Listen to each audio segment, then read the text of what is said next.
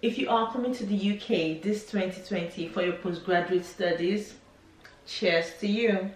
The new regulation allows for students to have up to 2 years post-study visa. Isn't that wonderful? Around this period is the best time to begin to prepare for your postgraduate studies come September. And for non-UK students, this discussion is a clue towards the right direction as regards your application as well. And for all we will be discussing today, I would advise you make further research as it applies to your personal circumstance. Hope you are doing well today. Let's do this.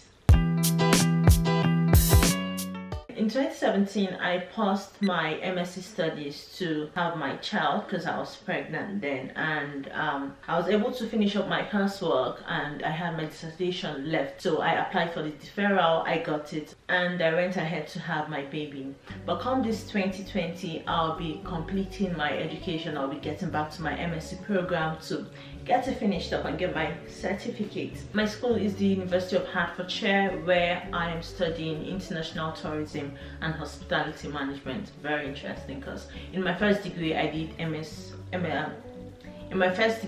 mass communication at the Imo State University, Ebere, Nigeria. So now, enough of me, onto you. First of all, you have to make up your mind on what your postgraduate course will be. I mean, you have to make up your mind on your course of choice for your postgraduate study, especially if you're going to be doing something different from what you did in your first degree. Like I did mass communication in my first degree and I went on to do international tourism and hospitality for my MSc. So you have to make up your mind in choosing your course, bearing in mind that you will have to be able to convince with proof the course management that you are eligible for that slot. Next, you should know and decide what country you would like to study in consideration of favorable factors like language, cost of living, and some other personal reasons peculiar to your needs. Having made up your mind on your country of choice, then go ahead and go through a list of universities in that country, considering again factors like transportation, proximity, cost of living, and other personal desires. Google is your friend. Make your research. I had to write a proposal convincing the school that I am a right candidate for the slot in the course. And bear in mind something, some courses might require that you have some professional experience already before they find you eligible to give you a slot in the course. All depends on the program structure. It involved me writing a detailed statement of my experience in my current job, because as at then I was working, I had a job then. I had to write how my job is going to get better for me, having to study in that course, and what I'm bringing onto the course and what I intend to gain out of the course. And usually if you are not starting your master's program right off your first degree, that's right immediately after your BSc, you have to explain in details and in writing what you've been doing all the while. I'll give you an example. If you finish studying in say 2006 for example, and then you're applying to study in 2010, there is a 4-year gap in between, so you have to explain what you've been doing through the 4 years in writing to convince them, In my own case, I got out of school, went for my NYSC, coming from my country in Nigeria. I got a job I was working for up to 2 years. Then I applied for I was at the stage of applying for my master's program. So all of this I had to put in writing as an international student to explain to them the reason for the gap in my education. If you have studied in English language, which is taught and written in English, it is a very good equivalent to what they have here in the UK. So you do not have to write an English test or something, hence you have studied in English already.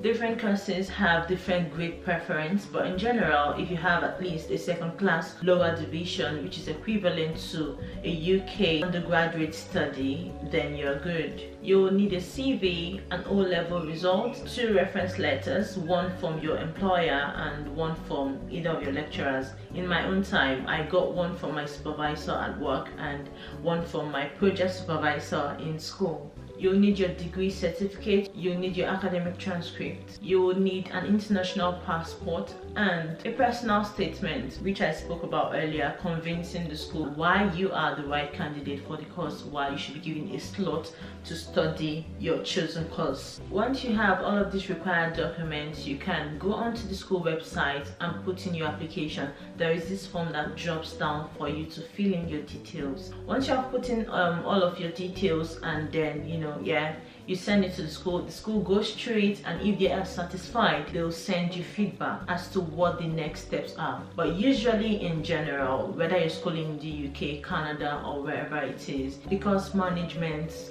contact you directly, send you direct emails as to what you need to do. In the UK, they get to send you an offer letter and then something called CAS, confirmation of acceptance to study. So with that CAS comes a number which will be very helpful and absolutely necessary for your visa application. In applying for your visa, you can apply from 3 months before your course start date, and you'll need to show in bank statement the remaining balance of your school fees. Like in the UK, you have to, if your school fees, for example, is £12,000, for example, you have to have paid off half of it, 6,000, to the school, and then you definitely have your receipt, and all of these things are part of the documents you need to fill in during your visa application. And you'll need to have the balance of your fees deposited already in your bank account in the statement you have to present during your visa application.